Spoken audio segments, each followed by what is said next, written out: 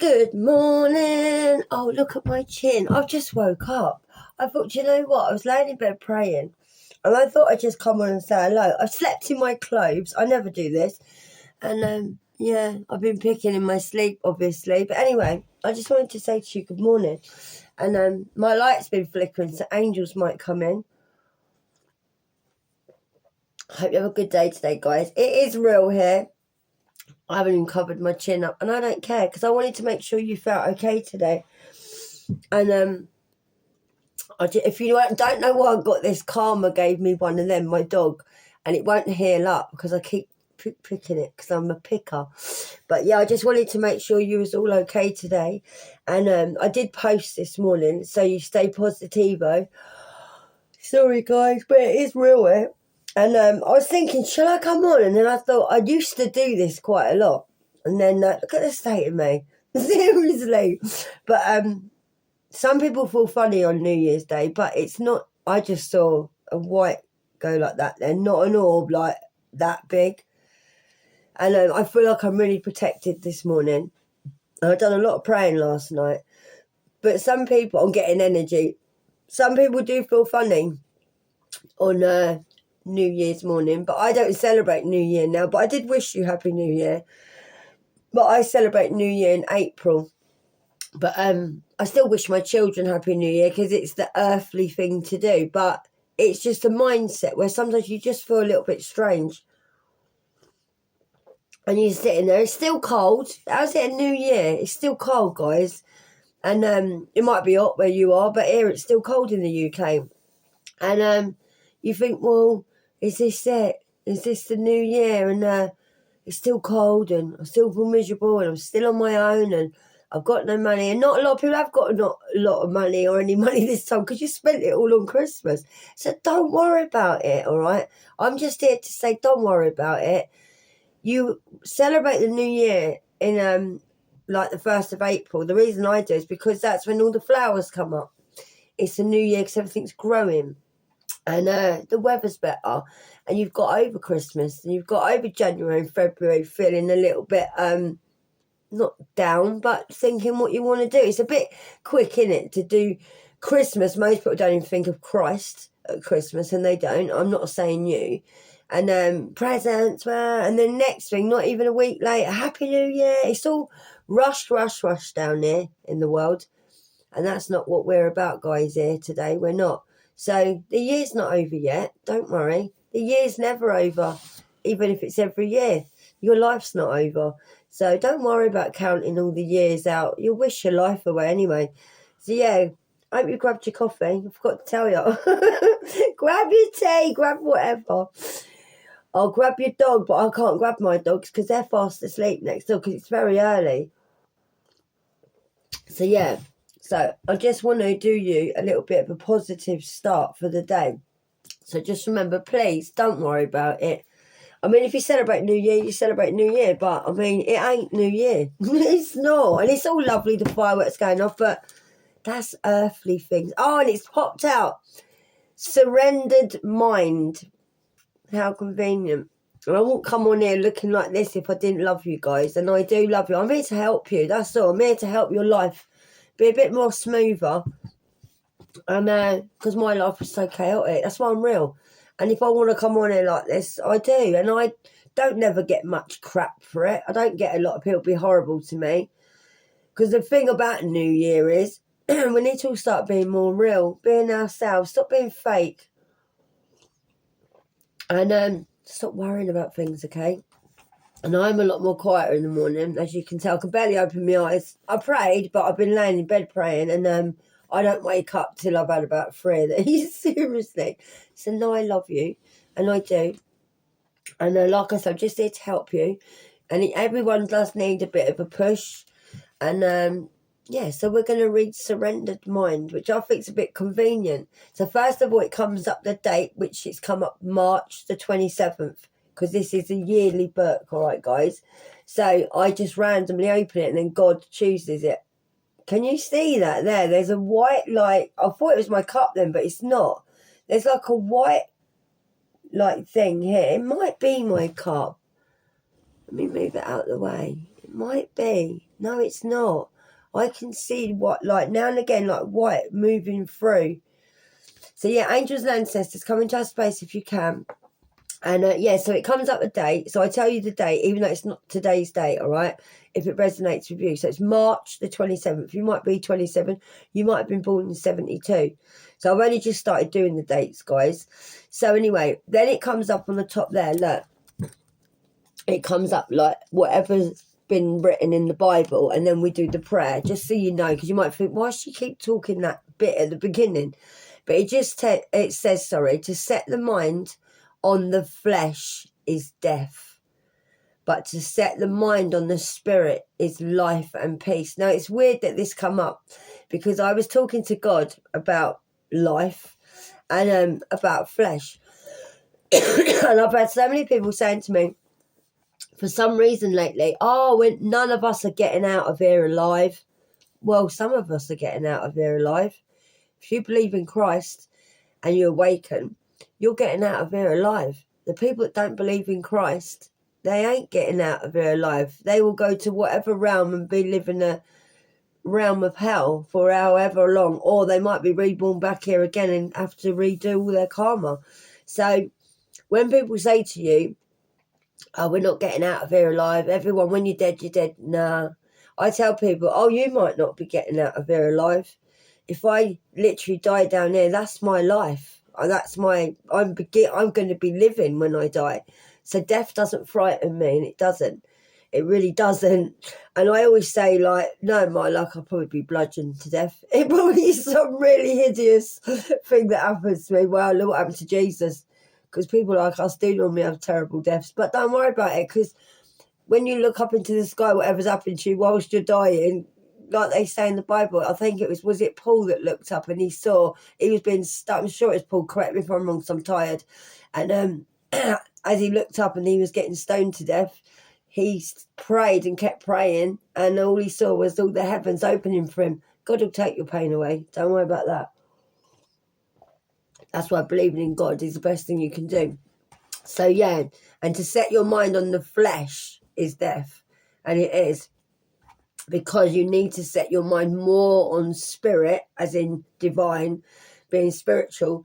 So that was just something I told you is what resonated with this. But what this actually means is to set your mind on flesh is death. Just worry about flesh, worry about sex, worry about like anything to do with people or flesh, to be honest with you. I'd like to do with anything demonic or evil.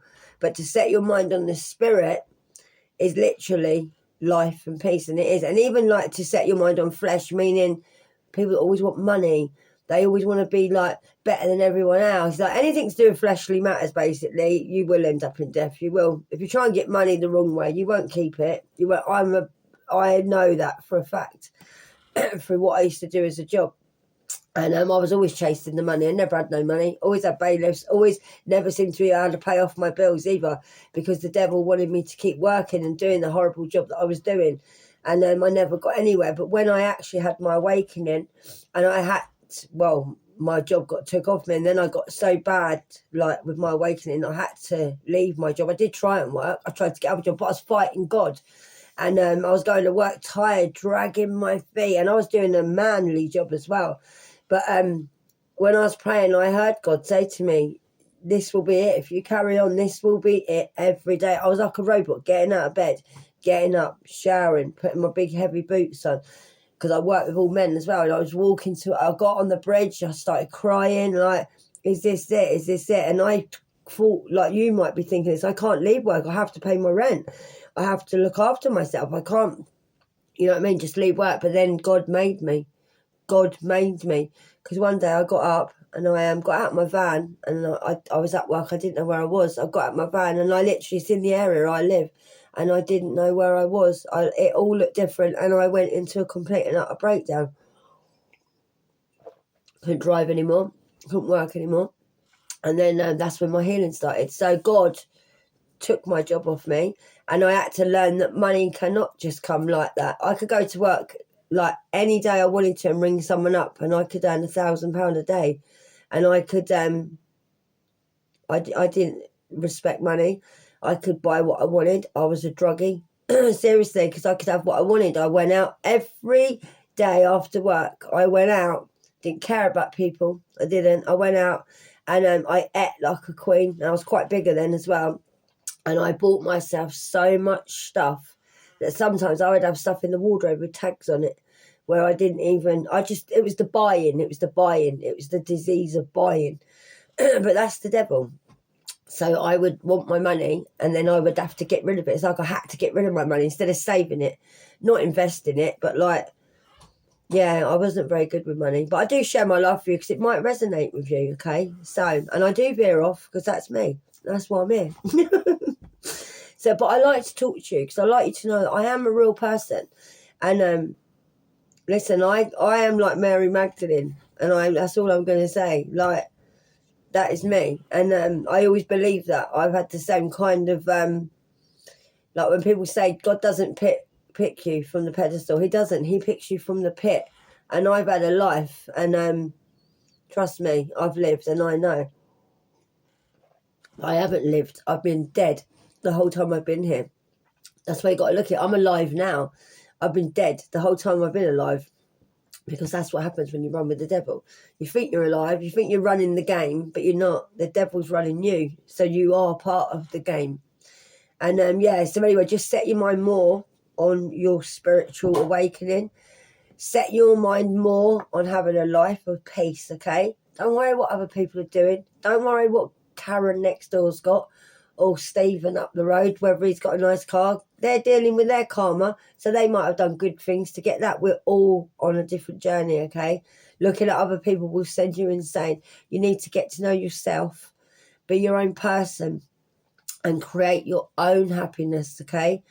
And like when people say, oh, but I like getting out and about, I like living life, I like seeing what's going on. Yeah, you might do, but you won't see life how you do when you stay indoors. You become a recluse and God puts you in a waiting room like he does for people that need to heal. He will put us indoors. We have to stay indoors for a very long time and we have to get to know ourselves from the inside out. And it's not punishment. I thought I was being punished staying in. I thought God was punishing me, keeping me away from people. I thought my ex was a narcissist. He's kept me in for so long. I've been a prisoner. I'm getting energy. I've been a prisoner in my home and you're going to now keep me in as well. No, because it wasn't safe for me to go out. Because I probably would have unalived my ex if I'd have seen him for everything he'd done to me. And I'm being serious. I lost the plot that badly. I didn't care anymore. So that's why God kept me in. Because otherwise I probably would have ended up in prison. And I probably would have done. So, like I tell you always, us spiritual people, we're not as weak as you think we are. We've been through a lot. And one day, if we don't find God, we'll just snap. And then we'll find prison. That's what happens. So, a lot of you know what I'm talking about. A lot of you won't. But I'm here just to help you, okay? And I don't baffle on. I know I sound like I do, but what I say, it will mean something to you, and it will. And if it doesn't, then it's obviously not for you here. But there'll be something here that'll help you always. I just want to be real and let you know that you're not on your own. I know what you're going through, and I do. And I know I always say this, but it's the worst thing in the world to feel like you're on your own, and it is. Right, so if I wasn't supposed to read this prayer, I wasn't. God will let me speak, okay? So if you're thinking, just read the prayer, then you obviously need healing. You do. You obviously need peace. So anyway, that's what it means. Because some people don't know. Some people do know. I'm learning as I'm going along. I've only been on this journey for 3 years. And like I told you before, I don't know everything, and I blooming don't. I wouldn't want to know everything because I like learning. No one knows everything. They might think they do, but they don't. I know about life. That's what I know about. I'm just learning about spirituality, but I'm getting it fast because obviously I'm chosen and I get a lot of downloads. I work a lot when I'm in my sleep state. That's why I look like this. I told you I look like this when I wake up. I don't look like I'm like, howdy doody. I have to have about 5 to 10 cups of coffee before I come on to see you, and I do, because I look like I've been at work all night, because I have. And I have last night. That's why I've come on, because I was told to. I was laying there, and I hear my theme tune of my YouTube when I have to come on. So I thought I better come on, and I was told, yeah, go on, just go on as you are. I haven't even washed my face, babes. So anyway, surrendered mind, okay? So, brilliant, thoughtful Lord.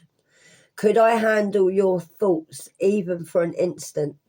My own mind is so full and so much of it does me no good. Even when I'm worshipping you, I allow distractions in. Even as I enjoy the people I love, my mind wanders to places I don't even want to go. Holy Spirit, take over, capture my thoughts, especially when they wander, and return them continually to love. The beauty, the endless perfection of our God. I surrender my mind to your will. Please have your way. Now, the only reason I come on, because I was feeling that some of you might start overthinking today. It's natural, but don't worry, okay? Surrender your mind to God. I used to pray, and I find it hard praying even now, and I do, because, excuse me, when I prayed, I still had, like, devil in me, and I did. And I used to get visions of things that were quite naughty and quite nasty, and it was him trying to stop me from praying. And I'd be like, why am I thinking things like this when I'm talking to the Lord? It's because you will get like spirits and bad demonic spirits that will stop you from praying. If you feel like you can't pray, keep doing it. Keep doing it. Keep asking God. That's why I got this book. Because if I try and pray on my own, I don't know what to say. It's really weird. I can talk to God on a personal level, which he doesn't mind. Because he tells me, I know you, Kerry, inside. I know your intention. So I always say to him, when I'm praying, I say, I'm sorry, I can't pray properly. I don't want to do thou, thee, whatever, and talk like that, because that's not the way I talk. But I do respect God. But this might resonate with you. Not everyone can pray. They can't. They find it hard because you have still a lot of evil in you, and it's trying to stop you. But now I can talk to God freely. I wake up, first thing on my mind is God. When I go to bed, the last thing on my mind is God. In the day, every day, God's on my mind always, because now that's the way I am, because I fought against the devil, and I did. So if you can't pray, get this book. I don't get any money for promoting this book, and I could buy this and sell it to you at more of a cost, but I wouldn't dare. I wouldn't be so rude. But I want you to get this book. And I know some of you have, and I'm so happy that you did. 365 days of prayer for women, and it's not just for women, okay? It's on Amazon. It's only about £5 or £6. This will help you pray. It says, don't worry about anything. Instead, pray about everything. Tell God what you need and thank him for all he has done. All right, guys. So what I'm going to do, I'm going to pop off now, and I'm going to come straight back on. I didn't think I'd go 17 minutes, but that's me. All right, guys, and I love you. And just remember what I said. Be positive. I put a thing on my community board. Go and have a look. Be happy. Be grateful. Be blessed. All right? Be yourself. Because you're going to have a good day today, and you are, because you're there. All right? And I love you guys, and I do. And sorry about the chin again. But that's the way it is here, babes. No more fakeness in this world. It's too much to fakeness. And it's a lot to live up to when people are fake. And people that are fake on like TV, internet, whatever, YouTube, they're not like that. They're like this behind the scenes. Trust me. Everyone's like this. You're like this. I'm like this. But I choose to come on here sometimes like this because I'm sick of not being me, and I like being me. And I've not been me for a long time. And yeah, I know I am now, and I want you to be the same. Just be you, because guess what? You're beautiful, and you are. I love you guys. In the eyes of God, you're beautiful, and you are. Namaste, guys. Have a good day. No, I love you. I love you to me chin.